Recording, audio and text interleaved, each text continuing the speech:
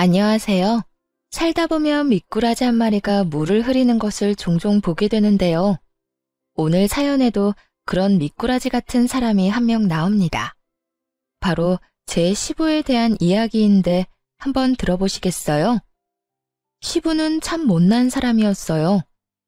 어른들이 왜 그런 사람을 속된 말로 놈팽이라고 부르잖아요. 그 단어가 찰떡같이 어울리는 분이었죠. 시부에 관해 막말을 하고 싶지는 않지만 솔직히 결혼 전부터 속으로 그렇게 생각하곤 했거든요. 그 나이가 되도록 나이값 못하고 변변찮은 직업도 없었고요. 시모가 벌어다주는 돈으로만 생활하는 기생충 같은 인간이었어요. 그래도 가족이라고 어떻게든 안고 가려는 시모와 남편을 보며 내색하진 않았지만요. 도대체 시부가 어느 정도였길래 이러냐고요? 우리 며느리, 그래, 좀 못났지만 얼굴 뜯어먹고 살 것도 아닌데. 원래 와이프는 돈만 많으면 돼. 애인 얼굴이나 예쁘면 되지. 안 그러냐? 이런 발언을 상견례 자리에서 할 만큼 참 철없고 정신 나간 사람이었어요. 그 뒷수습은 매번 시모와 남편이 했고요. 죄송합니다. 남편이 오늘 기분이 좋은지 약주를 좀 과하게 들이켜더니 이런 실수를 하네요. 고의가 아니었을 거예요. 너무 죄송해요. 아니에요. 괜찮습니다. 그런데 사부인, 얼굴색이 많이 안 좋아 보이세요. 혹시 어디가 아프신 건지? 요즘 일이 많아서 그래요. 자주 이렇게 컨디션이 좋았다 나빴다 하니 신경 쓰지 마세요. 상견례 때는 결국 시부를 빼고 제대로 된 이야기가 오갔죠. 시모께서는 정말 하시는 일이 많았어요.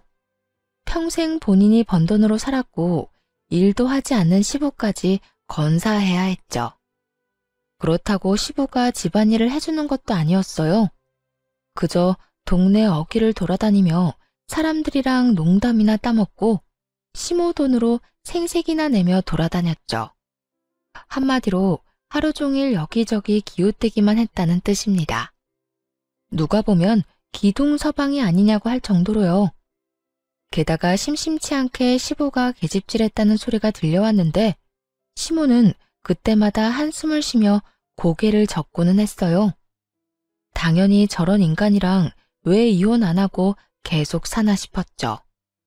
그런데 나이든 어른에게 이혼이란 인생을 부정당하는 것과 비슷하다고 하더라고요. 어디 가서 이혼녀 소리 듣는 것도 싫다고 하셨고요. 시모는 시부가 그냥 아예 딴 여자랑 도망이라도 가면 속 시원하겠다더군요. 그렇게 시부모님은 아슬아슬하게 관계를 유지하고 있었죠. 남편과 결혼한 지 3년이 됐을 때 시모의 건강이 걷잡을 수 없이 나빠졌어요. 평생을 일밖에 모르고 살아서 그랬을까요? 암에 걸리셨더라고요. 그것도 여기저기 전이가 많이 되었을 때 알게 된 거죠. 여태까지 아파도 미련하게 참으며 일을 하셨던 것 같아요. 너무 속상한 마음에 시모에게 물었죠. 어머님, 도대체 이게 다 무슨 일이래요? 아프면 제때 병원에 가시라고 그렇게 말씀드렸는데 제가 건강검진 하시라고 돈도 드렸잖아요. 왜 한 번도 안 하신 거예요? 어머님 말만 듣고 병원 잘 다니고 계신다고 생각했는데 제가 바보였어요. 손잡고 병원에 같이 갈 걸 그랬어요. 미안하다. 네가 그렇게 생각할 수도 있겠구나. 하지만 정말 별거 아닌 줄 알았어. 옛날에는 이거보다 더 많이 아파도 참았으니까. 그리고 실제로도 별거 아니었으니까. 그런데 늙어서 그런가 이젠 고통을 참는 것도 힘들더구나. 그래서 병원에 간 거였어. 내 몸이 이렇게 된 줄 알았으면 나도 적당히 일했을 텐데. 그땐 후회해도 아무 소용이 없었죠. 의사의 말에 따르면 상태는 절망적이었어요. 시모의 귀를 피해 보호자인 저희에게 의사가 말하더군요. 그리 좋은 상태가 아니라서 악화만 최대한 늦추는 치료를 해야 한다고 말이죠. 이 상태로 치료를 안 하면 3개월도 넘기기 힘들다고요. 그 말을 듣자 눈물부터 흐르더군요. 남편은 거의 정신이 나갈 지경이었죠. 시모와 사이가 아주 돈독했거든요. 시부가 워낙 밖으로 사고를 치고 돌아다녔으니까요. 그래도 아들과 엄마가 둘이서 단단히 뭉쳐 잘 살아왔는데 갑자기 엄마가 시한부가 되어 아들이 무너져 내린 거죠. 그 후 제가 나서서 시모의 병시종을 들기 시작했어요. 직장을 다니고 있었던지라 시간을 많이 뺄 수는 없었지만 대신 연차를 자주 쓰고 주말에는 특히나 병간호에 힘썼어요. 그리고 저녁마다 병원으로 가 불편한 게 없으셨는지 확인하고 오늘 상태는 어땠는지 체크하며 시간을 보냈습니다. 한편으로는 그런 생각도 들었죠. 평생 동안 일만 한 시모인데 이대로 병원에만 있어도 괜찮을까? 어디 좋은 곳으로 구경이나 가는 게 더 좋지 않을까? 그렇지만 면역력이 바닥으로 떨어진 사람을 데리고 놀러 갈 수도 없었죠. 그래서 아무 말 없이 시모의 병간호에만 집중했어요. 그 모습을 옆에서 지켜보던 남편은 너무 고마워했죠. 그런 남편 마음을 다 알고 있기에 저도 병간호를 하겠다고 한 거고요. 아이가 있어서 조금 신경이 쓰였지만 남편이 친정 부모님과 함께 아이를 봐주니 그래도 한시름 놓았습니다. 그런데 하루는 남편이 굉장히 미안한 얼굴로 말했어요. 여보, 정말 미안한데 어머니 저렇게 아프고 일 못하고 계시잖아. 그래서 아버지한테 용돈을 조금 드리고 싶어. 한 40만 원 정도만. 어때? 사실 남편은 친정 가게에서 일하고 있었거든요. 그래서 돈을 제가 거의 다 관리하고 있었어요. 가게가 무척 잘 된 덕에 남편 월급이 적지 않아서 모은 돈도 생각보다 많고요. 여태까지 한 번도 시댁에 돈을 주자고 한 적이 없던 남편이었기에 조금 의외라고 생각하긴 했어요. 이 사람이 생각보다 아버지를 위하는구나 싶었죠. 그렇게 남편의 제안대로 시부에게 매달 40만 원씩 용돈을 주기 시작했습니다.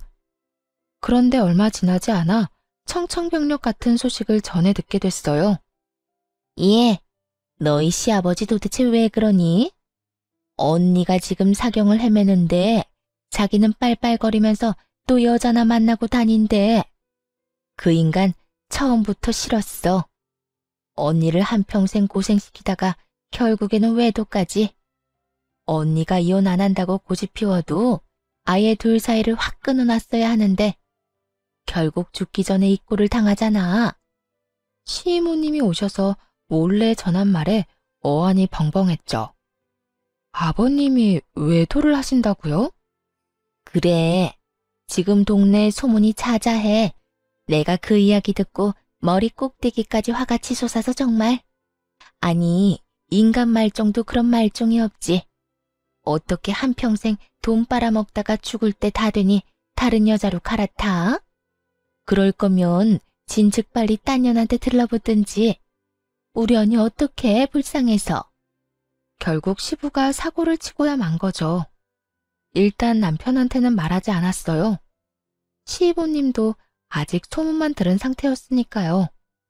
확인되지 않은 일로 안 그래도 힘든 사람 심기 불편하게 만들고 싶지 않았거든요. 그런데 그 이야기를 들은 다음날 시부가 연락을 해왔어요. 언제까지 시댁으로 오라는 말만 하고 무슨 일인지는 알려주지 않더군요. 그래서 하는 수 없이 그 시간 맞춰 시댁으로 향했어요. 다행히 주말이기도 했고 시모가 뭔지는 모르겠지만 가보라며 보내주셨거든요. 그렇게 시댁 안으로 들어갔는데 웬 모르는 사람이 한 명 앉아있더라고요. 나이가 50대 중후반 정도로 보이는 아줌마였어요. 어리동절해하며 서 있는데 갑자기 제게 아는 척을 하더라고요. 어머, 아가씨가 이 집 며느리지? 내가 아가씨 시아버지한테 부탁했어. 여기가 엉망이잖아. 아무리 힘들게 일한다고 해도 시댁 청소 정도는 며느리가 해야지. 안 그래? 오늘 쓸고 닦고 청소 좀 해줘. 아, 그리고 냉장고 보니까 먹을 게 하나도 없더라. 그러다 건강 축나니까 반찬도 좀 만들어놔. 그러면서 소파에 앉아 천연덕스럽게 TV를 켜고 드라마를 시청하더군요. 죄송한데, 누구세요? 아, 나? 이제 곧 아가씨 시어머니 될 사람이지. 그러니까 당장 청소 좀 해. 얼마나 더러운지. 내가 와보고 깜짝 놀랐다는 거 아니야. 이 사람이 그 소문의 시부 상간녀라는 걸 알고 머리에 피가 몰렸어요. 그렇잖아도 최악의 이미지인데 대뜸 청소와 음식을 하라니 눈이 돌아버렸죠. 마치 자기가 무슨 진짜 시모라도 된 것처럼 말이에요. 그러니까 아줌마가 제 시어머니가 될 거라고요? 왜요? 시어머니께서 두 눈 똑바로 뜨고 아직 살아계신데. 그리고 100번 양보해서 그렇다 쳐요. 근데 지금은 아니잖아요. 완전 생판남이면서 무슨 소리를 짓거리는지 모르겠네요. 너 지금 어른한테 이게 무슨 행동이니? 세상에. 교양도 없고 경우도 없고 예의도 없어. 사람이 잘못 들였네, 잘못 들였어. 자기가 뭔데 앞에 사람을 두고 평가질을 하는지 너무 화가 나서 앞뒤 안 가리고 달려들었어요. 아줌마, 제가 왜 댁한테 그딴 소리를 들어야 하는지 모르겠다고요. 청소하고 싶으면 본인이 하세요. 어이가 없어서. 여기가 내 집도 아니고 또 아줌마가 이 집 주인도 아닌데 무슨 소리예요? 그리고 다시 말하지만 우리 시어머니 아직 멀쩡히 살아계시거든요. 그쪽이나 처신 똑바로 하세요. 알아들었어요? 이 아가씨가 못하는 말이 없네. 나야말로 왜 아가씨한테 그딴 소리 들어야 하는데? 어? 여기 와봐. 세상에. 자기 며느리 잘못 들였어. 아주 예의도 없고 경우도 없고 내가 누군지 알면서도 얼굴 빳빳하게 들고 청소 못하겠다고 하는 거 봤지? 때마침 시부가 등장했어요. 그러자 상간녀는 기세가 등등해져서는 막 퍼붓더군요. 시부가 짐짓 엄한 표정을 지으며 아랫사람을 혼내듯 말했어요. 너 내가 여기 왜 오라고 했는지 알아? 다 이 사람 소개해주려고 그런 거야. 근데 어떻게 이렇게 무례하게 굴 수가 있냐? 이제 곧 네 시어미가 될 사람인데 공경하고 받들 줄 알아야지. 대체 왜 그렇게 못되게 굴어? 이 사람이 제 시어머니가 된다고요? 혹시 그이는 알고 있어요? 아무것도 모르고 있던데. 남편은 저 아줌마를 새어머니라고 생각할 일 눈꼽만큼도 없을 거고 저도 그럴 예정이에요. 그리고 아버님도 정신 좀 똑바로 챙기세요. 평생을 헌신한 아내 마지막 길에 이런 추태라니 부끄러운 줄 아시고요. 뭐? 야, 너 지금 시아버지한테 그게 무슨 말버릇이야? 누가 시아버지예요? 아픈 시어머니 병시 중에 상간녀 뒤치다거리까지 시키려는 사람이 시아버지요? 아니, 사람이 맞긴 한가요? 너 말 다 했어? 아주 눈에 뵈는 게 없구나. 이제 시아버지고 뭐고 눈에 안 들어온다 이거지? 모양 것. 네 남편 믿고 일어나 본데 내가 아들한테 한마디만 하면 넌 당장 아웃이야, 아웃. 그렇게 되는지 한번 해보세요. 남편이 아버님 편들 것 같죠? 어디 보세요. 진짜로 그렇게 하는지. 그리고 이번 달부터는 용돈도 끊는 게 좋겠네요. 남의 속 뒤집어지는 짓만 하고 계시니 돈이 아까워서요. 그렇게 시부를 비웃어주고 밖으로 나왔어요. 남편도 용돈으로 생활하는데 제가 돈 끊으면 무슨 수로 아버지께 드리겠어요? 생각할수록 시부가 너무나 괘씸했습니다. 아픈 아내 내버려두고 바람 피우는 것도 모자라 며느리까지 불러서 상간녀 뒤치다거리를 하게 만들다니 참을 수가 없어서 시댁에서 나오는 길에 남편에게 전화했죠. 여보, 나야. 아무래도 아버님한테 드리는 용돈 끊어야겠어. 오늘 무슨 일 있었는지 알아? 세상에. 시댁에 갔더니 아버님 상간녀가 있었어. 그 여자가 시어머니 행세하면서 나더러 청소하고 음식까지 하라지 뭐야. 내가 어이가 없어서 정말. 뭐? 상관요? 지금 아버지 제정신이셔? 어머니가 지금 저렇게 아파서 생사를 오가는데.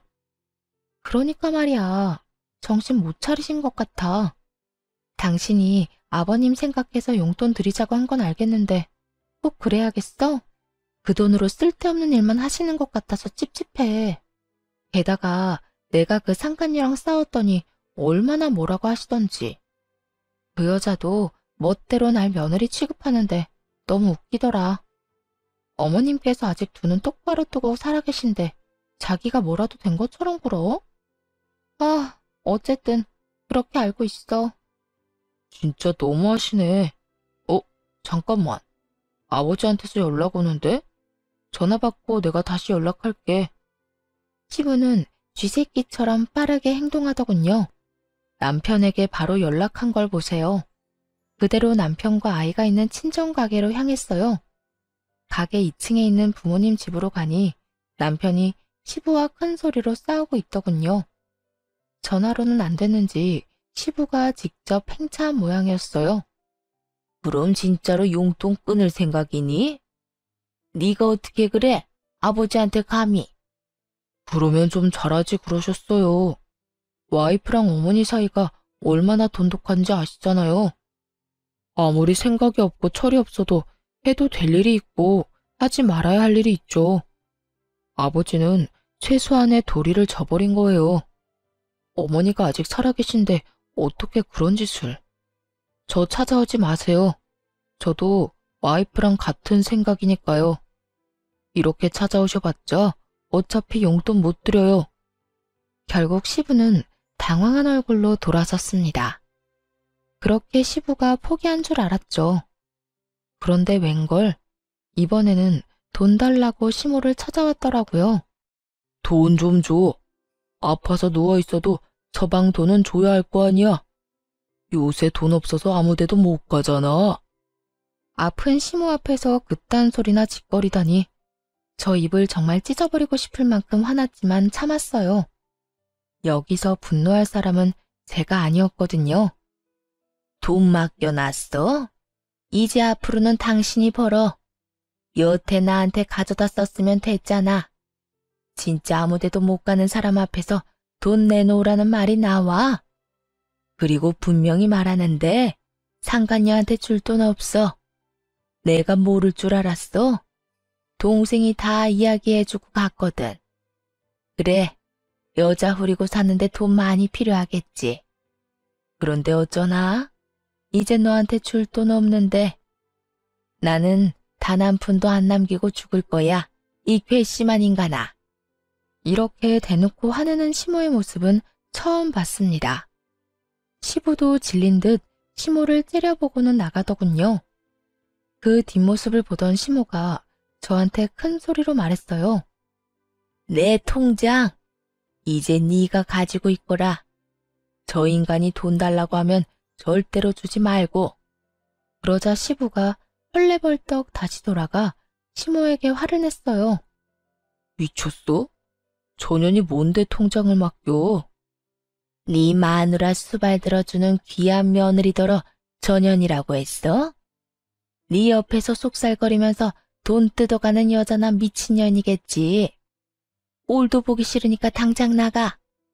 결국 시부는 시모에 의해 병원에서 쫓겨났어요. 그 후 몇 번을 저와 남편에게 전화해서 통장 내놓으라고 난리를 피웠지만 저희가 꿈쩍도 하지 않으니 결국 잠잠해지더라고요. 그렇게 조용하게 시간이 흐르고 시모는 서서히 마지막을 준비하고 있었죠. 굉장히 컨디션이 안 좋던 어느 날 시모가 어렵게 말을 꺼냈어요. 나 죽기 전에 내가 평생 일군 우리 집 거기에 한 번만 갔다 와주면 안 되겠니? 우리 아들이랑 둘이서 오순도순 지내던 집인데 죽기 전에 한 번만 더 둘러보고 싶구나. 시모가 그 집을 얼마나 소중하게 생각하는지는 이미 눈치채고 있었어요. 없는 살림에 열심히 일해서 겨우겨우 가지게 된 집이라고 들었거든요. 아들도 키우고 일도 안 하는 남편 뒤치다꺼리까지 해가면서 말이죠. 지방 외곽에 있어서 그렇게 비싼 집은 아니었지만 시모에게는 그저 단순한 집 그 이상의 의미였을 거예요. 그래서 시모의 부탁을 그냥 흘려들을 수 없었고요. 의사 선생님과 상의해서 다행히 시모와 잠시 외출할 수 있도록 허락을 받아냈어요. 하룻밤을 자고 오는 것도 아니고 잠깐 나갔다가 오는 것뿐이어서 병원에서는 문제가 생기면 얼른 돌아오라는 말과 함께 외출을 허락해줬어요. 이로 인해 시모가 마음의 안정을 찾기만을 바랬습니다. 그 집을 보고 나면 마지막으로 마음을 정리할 수 있을 테니까요. 아쉬움을 남긴 채로 보내드릴 생각은 추호도 없었답니다. 그렇게 시모와 둘이서 그 집에 갔어요. 그런데 저희 눈앞에 펼쳐진 광경은 그야말로 충격 그 자체였습니다. 집이 이전과는 전혀 다르게 180도 바뀌어 있었던 거예요. 벽지와 바닥이 바뀐 것은 물론 시모의 손때 묻은 가구들이 모두 사라져 있었고 안방에 있는 침구는 아주 화려한 새 것으로 바뀌어 있었어요. 그뿐만이 아니었습니다. 가족 사진들도 모조리 사라져 있었어요. 그 대신 벽에 걸려있는 사진 속 주인공이 누구였는 줄 아세요? 바로 시부와 그 상간녀였어요.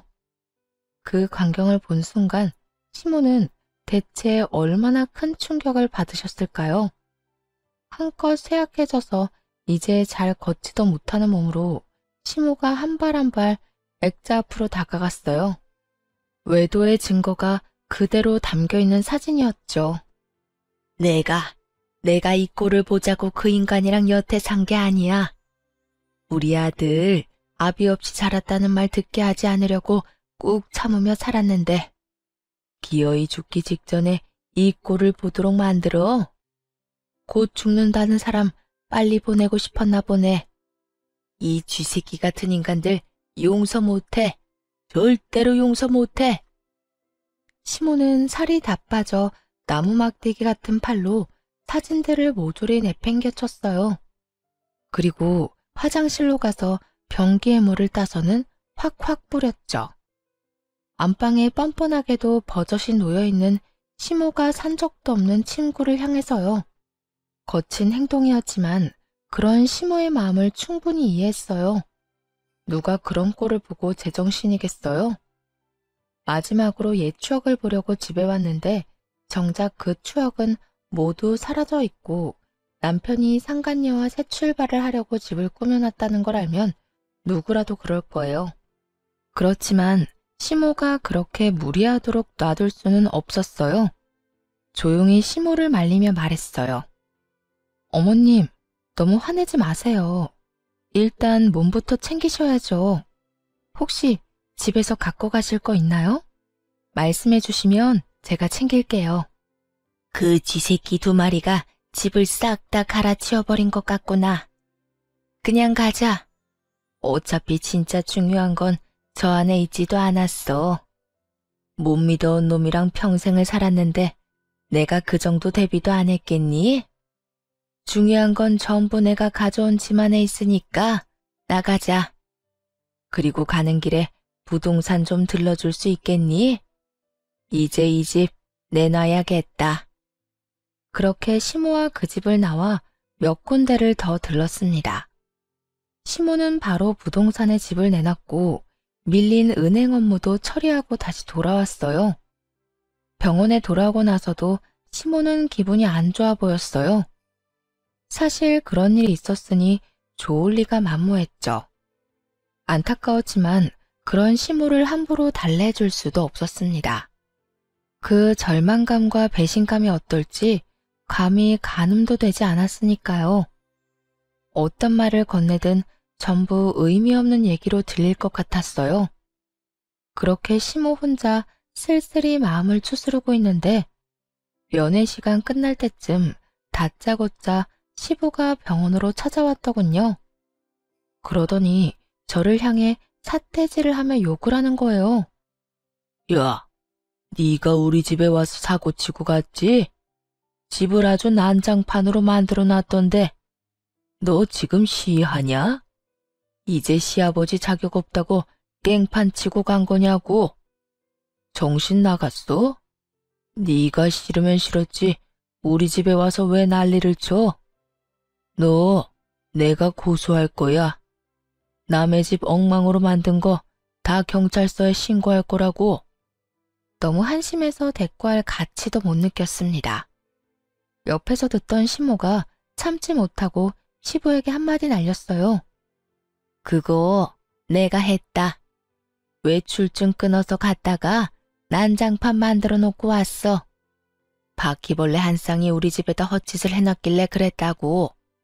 그래서 지금 그것 때문에 화내는 거야? 여태 아픈 마누라 한 번을 들여다보지도 않다가 이제 와서 네가 무슨 자격으로 감히 여길 들어와? 앞으로는 못 들어와. 못 들어오게 막을 거니까. 네 얼굴만 보면 구역질 나고 기분이 더러워서 안정이 안 되거든. 그리고 신고하려면 해. 내가 그 집 그렇게 만들었으니까 나를 신고하라고. 물론 할 수 있으면 말이야. 그 집이 내 집인 건 알지? 당신 집은 코딱지만큼도 안 들어간 것도 알고 있지? 그런 주제에 내 짐 다 빼고 상간녀 짐을 들여놔? 상간녀랑 내 집에다 신혼집 차리려고 작정했어? 네가 인간이야? 뭐? 당신이 어떻게 우리 집에 왔어? 아파서 빌빌거리면서 집에는 또 왜 왔대? 죽기 전에 우리 집 한번 눈에 담으려고 했는데 아주 싹 바꿔놨더라. 그년이랑 알콩달콩 재미있게 살고 싶으면 다른 집으로 가, 이 정신 나간 놈아. 이놈의 할망구가 죽기 직전이 되니까 악만 남아가지고. 넌 뭐가 그렇게 잘났어? 뭐가 그렇게 잘났길래 남 하는 일에 시시콜콜 반대하고 난리야? 말 한 번 잘했네. 그럼 내가 잘났지 못났어? 못난 건 너잖아. 평생을 마누라가 번 돈으로 먹고 산 기생충 주제에. 시모의 신랄한 말에 결국 시부는 할 말을 못 찾고 돌아갔죠. 그러나 모든 일이 시모의 생각대로만 되지는 않았어요. 시모가 돌아가시기 전까지도 그 집은 팔리지 않았거든요. 그리 좋은 집도 아니었고 좋은 지역에 있지도 않았으니까요. 게다가 시부가 매일같이 찾아와 돈 내놓으라고 윽박지르고 난리를 피우더군요. 결국 시모의 정신적인 건강을 위해서 시부를 못 오게 막았고, 덕분에 마지막 며칠쯤은 시모도 편하게 지낼 수 있었어요. 비록 시부의 외도로 인한 스트레스가 컸는지 생각보다 일찍 돌아가시기는 했지만요. 그리고 장례식이 치러졌죠. 그런데 그날 시부가 그 상간녀를 데리고 와서 시시덕거리는 걸 직접 보게 됐어요. 어이가 없었지만 날이 날이니만큼 제 선에서 해결하려고 했는데 실패하고 말았죠. 바로 남편까지 그 꼴을 목격한 거예요. 장례식은 그야말로 난장판이 됐어요. 남편이 눈을 뒤집은 채 불같이 화를 냈거든요. 아버지, 미쳤어요? 여기가 어디라고 저 여자를 데리고 와요. 어머니 가시는 길에 어떻게 진짜 정신 나가셨냐고요? 너 아비한테 그게 무슨 말버릇이야? 이 사람이 도와준다며 와줬으면 감사하다 인사는 못할 망정. 며느리한테 물들어서 너까지 지금 이러는 거야? 뭘 도와주러 와요? 얼굴 안 비추는 게 도와주는 일인 거 몰라요? 가세요. 지금 당장 여기서 나가시라고요. 한 번만 더 어머니 가시는 길 망치면 나 진짜로 아버지 용서 안 합니다. 두 번 다시 얼굴도 안 볼 거라고요. 아들의 말에 겁이 나기는 했는지 결국 시부와 상간녀는 장례식장에서 나갔어요. 남편은 죽을 상을 하고 있었고 저는 남편 달래랴 손님들 받느랴 정신이 없었습니다. 그렇게 위태로웠던 장례식이 끝났어요. 앞으로는 시부와 절대 만나지 않을 생각이었어요. 시모가 살아계실 적에 단 한 번도 도움이 안 됐던 사람, 또 남편조차 아버지 취급 안 하는데 괜히 시아버지 대접해드릴 필요는 없잖아요. 그리고 인간이면 그래선 안 되잖아요. 어떻게 자기 와이프 장례식에 상간녀를 데려와요? 어머님 가시는 길이 얼마나 불편했을지 짐작도 가지 않았어요. 그런데 장례식이 끝나고 며칠 후 시부가 저와 남편을 시댁으로 부르더군요. 그래, 마지막으로 할 말이 있을 거라고 생각했어요. 시모가 돌아가셨으니 재산에 관한 말이라도 하려나 싶었죠. 그런데 시댁에 갔더니 얼마 전에 겪은 것과 비슷한 상황이 벌어져 있더군요. 시부와 상간녀가 나란히 앉아 있는 거예요. 상간녀는 마치 자기가 시어머니라도 되는 양 앉아서 저를 물끄러미 보더라고요. 한껏 아니꺼워하는 얼굴로 말이에요. 정식으로 인사시키려고 불렀다. 아들, 네 새어머니가 될 사람이다. 며느리, 너한테는 새 시어머니이고. 욕짓거리가 입안 가득 차 나오려는 걸 겨우겨우 막아냈어요. 어떻게 시모가 돌아가신 지 며칠 지나지도 않았는데 저런 짓을 할 수 있는 건지 상식적으로 도저히 이해가 안 가더군요. 저만큼이나 남편도 황당해하며 시부에게 말했어요. 아버지, 이게 도대체 뭐 하는 짓입니까? 어머니 돌아가신 지 며칠 됐다고 지금 저 여자를 집에 들여요. 저 여자가 아니고 새어머니라니까. 앞으로 어머니라고 똑바로 불러. 그리고 그 할망구가 죽었으니까 이 여자를 불렀지. 내가 너희 엄마 살아있을 적에 이 사람이랑 혼인신고라도 했니? 아니잖아. 나는 지금 홀몸이 됐고 이 사람도 남편이 없으니 둘이서 살면 그게 부부인 거지. 조만간 혼인신고도 할 거다. 그러니 그렇게 알고 하늘처럼 받들어 모셔라. 그 말 하려고 너희 부른 거야. 자식이라고 하나 있는 것이 효도할 생각을 해야지. 잘 들었지? 특히 하나 있는 며느리, 너. 네가 경우도 없고 예의도 없으니까 내가 앞으로 가르칠 게 많아.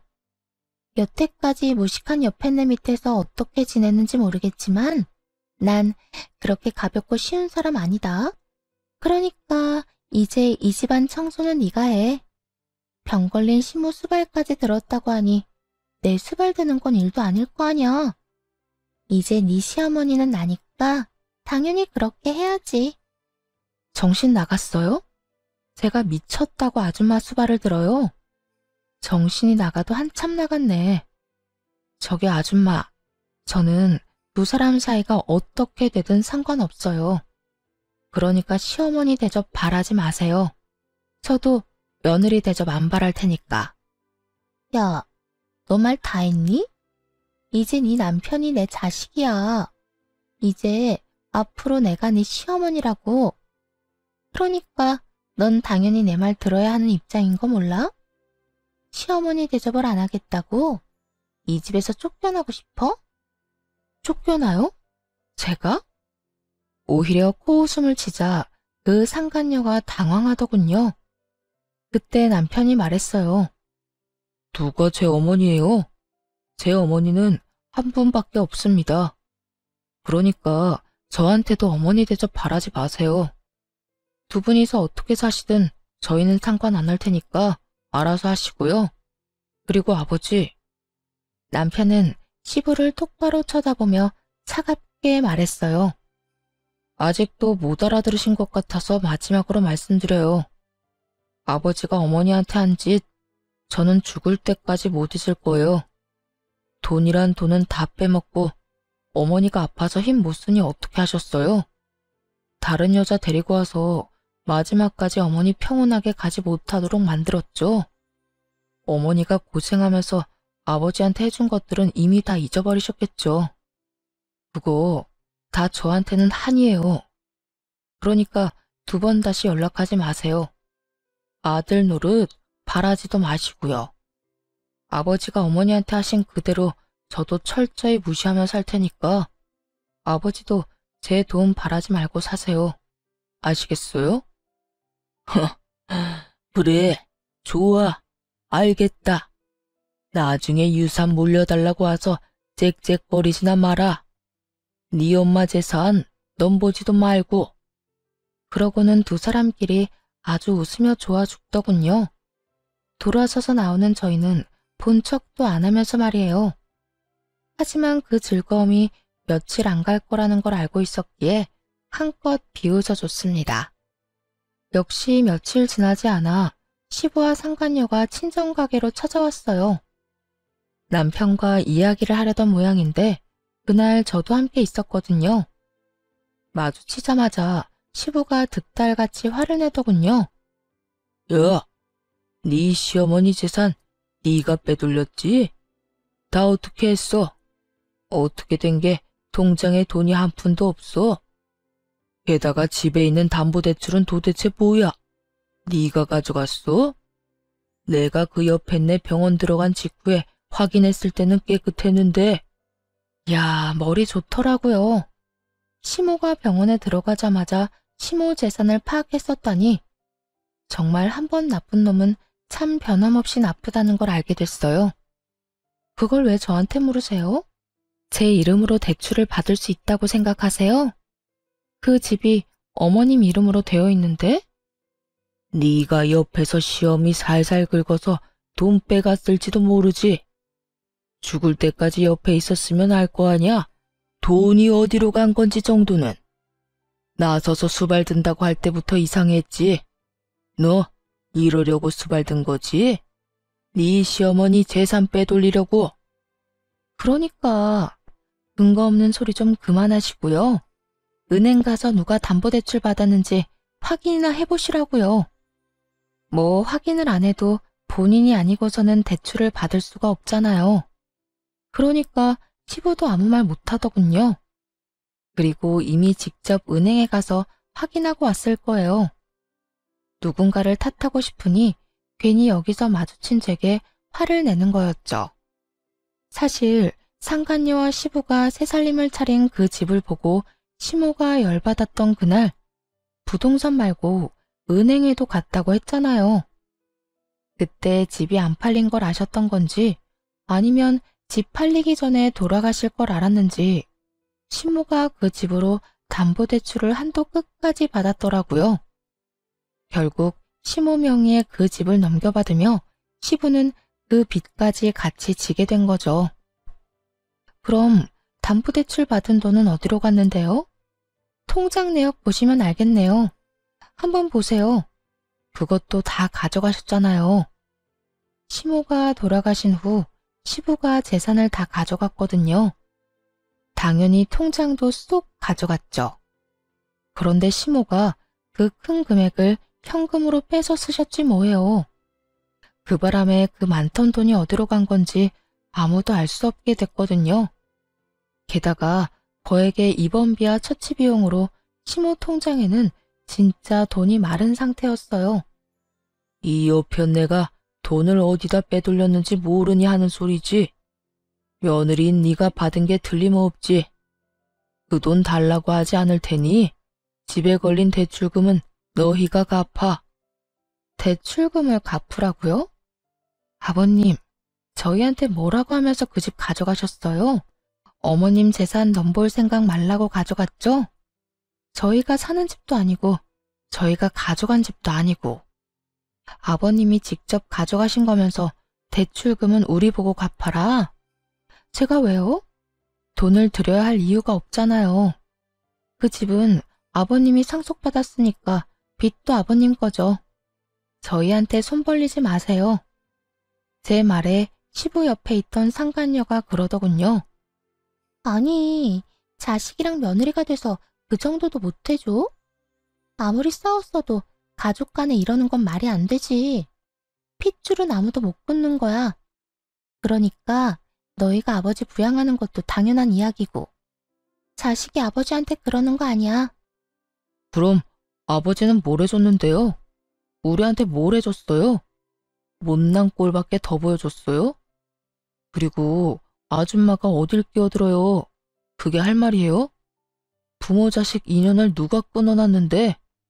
어머니 자리 차지하며 나랑 아버지 사이를 멀어지게 만든 사람이 누군데요? 방해꾼은 아줌마라는 생각 안 들어요? 모렴치에 몰상식에 뭐 핏줄?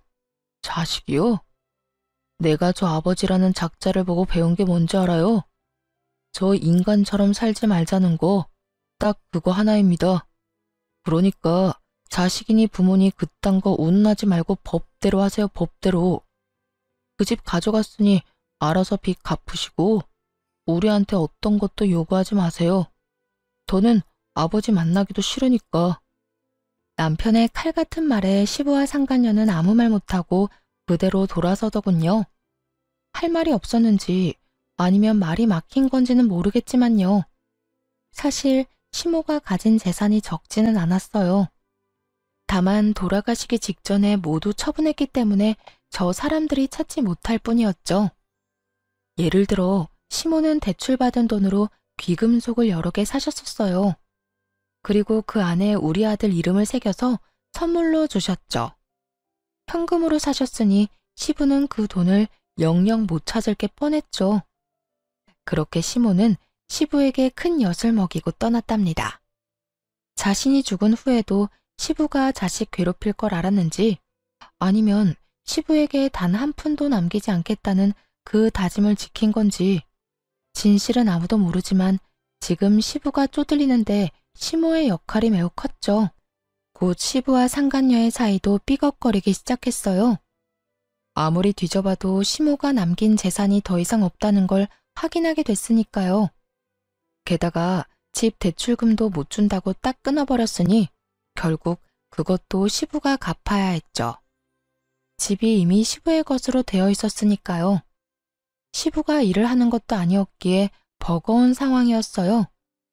욕심만 내지 않았다면 그 집은 빚 없이 온전히 시부의 것이었을 텐데 또 바로 상간녀를 데려와 남편과 제 속을 뒤집어 놓지만 않았다면 그 집 대출금도 저희가 해결해 드릴 생각이었거든요.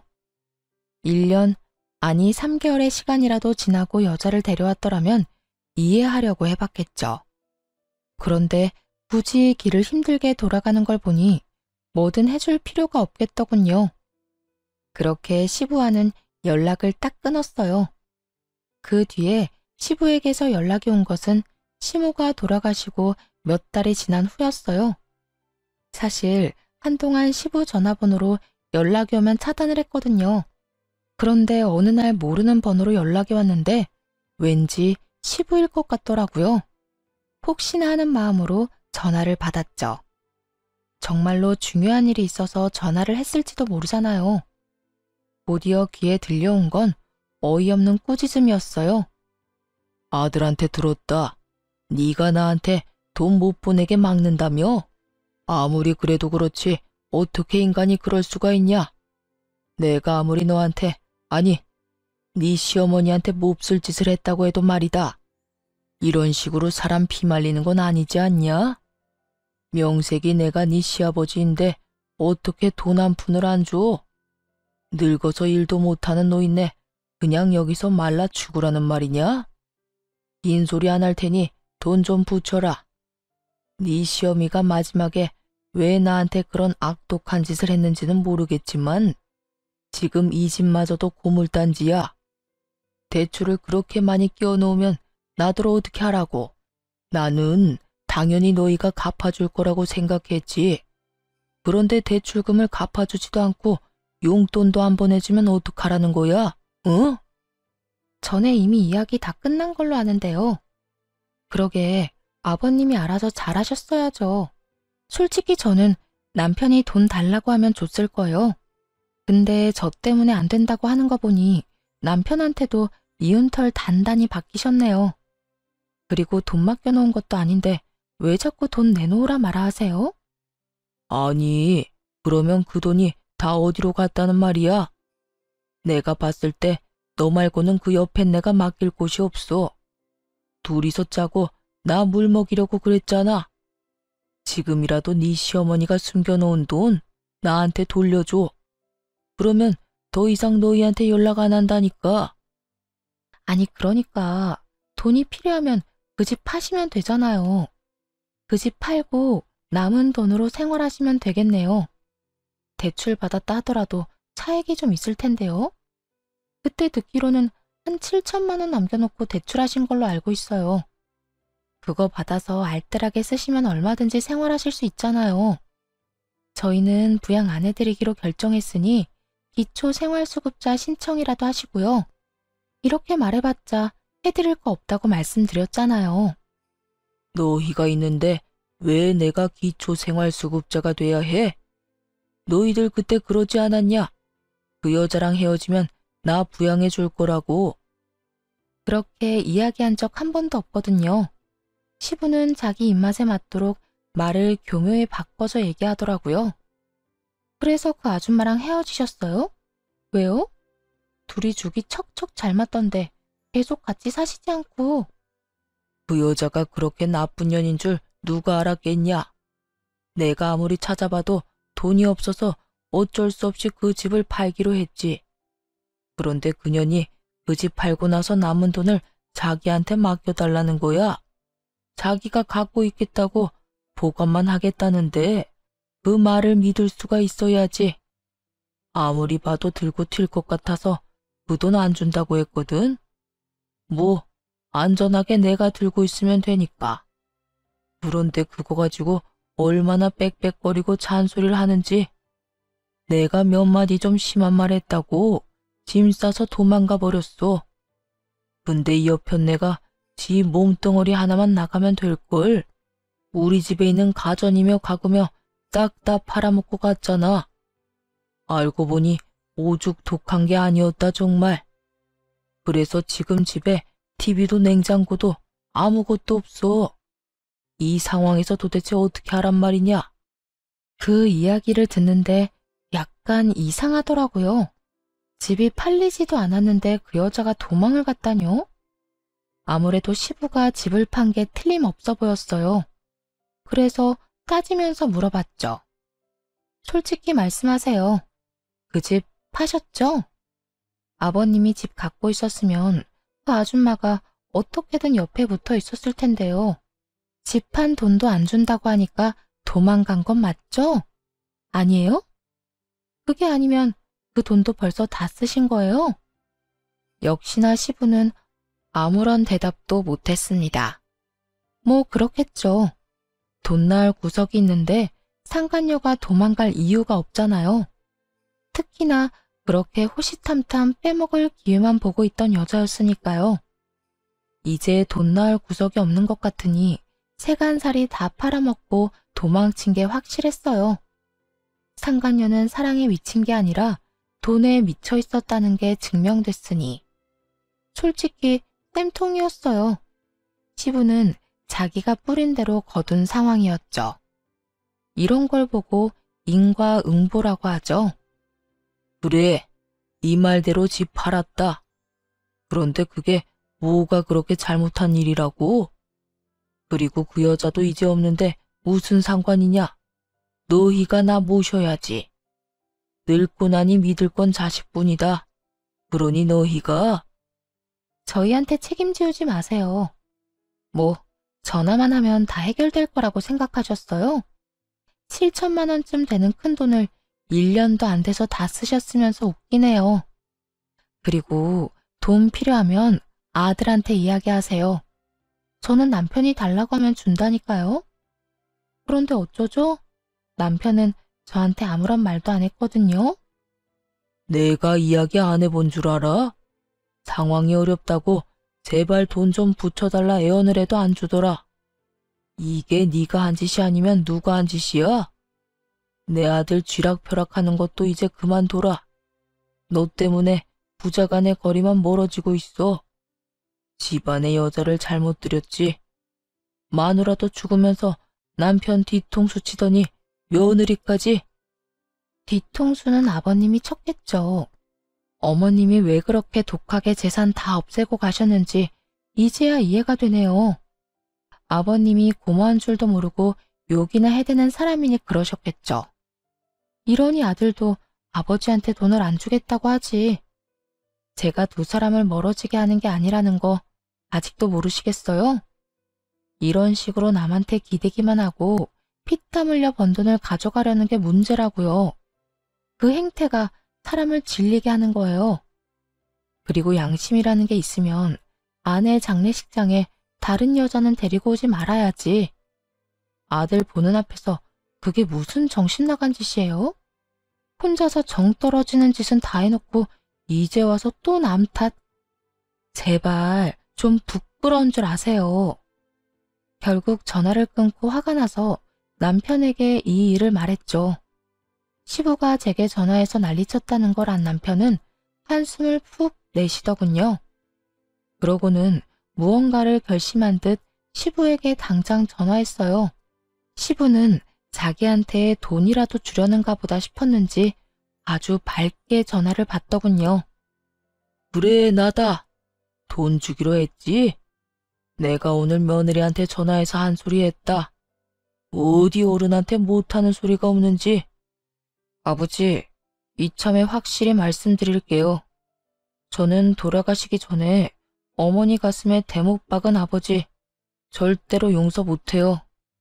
그리고 장례식장에서 한 짓도 용서 안 할 거고요. 그러니까 남처럼 사세요, 남처럼. 왜 이제 와서 아버지 노릇을 하려 하세요?